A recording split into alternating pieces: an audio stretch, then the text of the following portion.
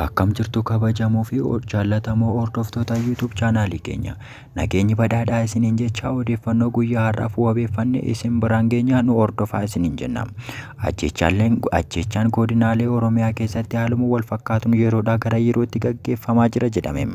Guyyaa har'aa godina Harargee lixaa aanaa Mi'eessootti ammas humnoonni mootummaa kanneen akka milishaa, humna addaa mootummaa naannoo Oromiyaa fi humnoota federaalaa dabalachuun lammiilee nagaa 16 irratti tarkaanfii fudhachuun dhaga'ame.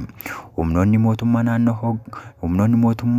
hoogganaa shanee kan baha Oromiyaa qabanne yeroo jedhanii haasa'an uummanni naannichaa jiraatu garuu lammiilee nagaadha. Keessattiyyuu namoota tuttuqaa siyaasaa hin beekne hedduutu keessa jira jechuun iyyachaa oolaniiru. Haaluma wal fakkaatuun gara godina lixa Oromiyaa aanaa noonnoo Beenjaa keessatti maatiin nama jabaa Oromoo pirezidaantii Oromiyaa duraanii obbo Alamaayyoo Atoomsaa guyyaa kaleessaa waraanaan rukutamanii du'uun isaanii ni beekama. Garuu maaltu rukutee ajjeese kan jedhamu yeroof kan bira gahame yoo dhibameyyuu garuu miidiyaan mootummaa kan ajjeese humna hidhatee bosona keessa socho'aa jirudha jechuun gabaafame. Akka gabaasni waajjira koominikeeshinii aanichaa gabaasetti obbo Alamaayyoo Atoomsaa namoota 3 ajjeesanii kan namoota ollaa immoo qabeenya walitti qabuun haala gaddisiisaa ta'een gubaniiru kan jedhudha. Kabajamoo fi jaallatamoo hordoftoota YouTube chaanaalii keenya oduun gara kaaba Itoophiyaatiin nu qaqqabde immoo akkas jetti. Bosonuu da'eetti bakka inni ciisutti lama waraanuu jechaa warri TPLF tapha haaraa dirree haaraa irratti eegaluun isaanii waan oolu miti. Nuti duras waraana dhaabne osoo hin taane tooftaa waraana keenyaa jijjiirrachaa jirra malee jechuun dhaadannoo haaraa kan eegalan warri TPLF akkas jedhu.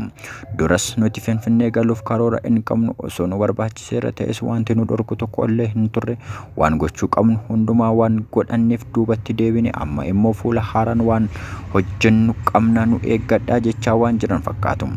Jaamteenii jaamti malee jaamaa saree fuula hin dhiqan baddes ni baddi malee namni uummata garaa jabeessa harkaa fi harma namaa kutaa tureef garaa laafu tokko iyyuu hin jiru.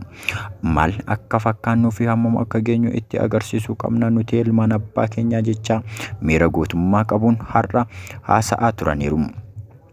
Miidiyaa irraa fuula naanneeffatee kan ture jeneraalicha waraanaa hoogganaa humna waraanaa TPLF Gabrasaadiq guyyaa har'aa barreeffamaan fuula miidiyaa irratti mul'ateera. Innis akkas jechuun dubbate nuti qaamolee alagaa yookiin deeggarsa alaa kan jedhamu tokko iyyuu hin arganne garuu biyyoota tokko irraa jajjabina afaanii arganneerra akka mootummaa Abiyyi deeggarsa meeshaa eenyu irraayyuu al takkichaaf hin fudhanne ciminuma keenyaan waraanaa jirra jedhee barreesse. Ani duunaan margi hin margin jecha harreen alanfachaa duute akkuma jedhamu ta'uu hin oolu dubbiin warra kaaba Itoophiyaa.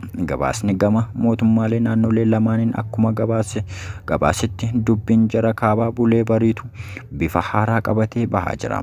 Akka Gonder Times gabaasetti kaleessa galgala waraanni TPLF karaa daangaa isaa kaaba Gondor meeshaa salphaa ta'een rukutamuun ni addeessa. Irrumaan dabalatees har'a ganama barii lafaas dhiibbaa nurraan gahaa jira jechuun iyya jalqabaniiru. Haa ta'u iyyuu malee akka gabaasa Gonder Timesitti nu rukutuuf yaalan malee haalli rukuttaa isaanii hamma kanatti meeshaa ulfaataan waan nu rukutan hin qabani. Meeshaa xixiqqoodhaan nu qoccolaa jiru. Jarri harka qullaa hafuun ishii waan oolu miti jecha qeeqaa fi komee wal makanii haasa'aa jiru. Kan Shawaa fi Walloo na hanqate jettee amma immoo asiin yoo dhuftes nuti qophaa'oodha.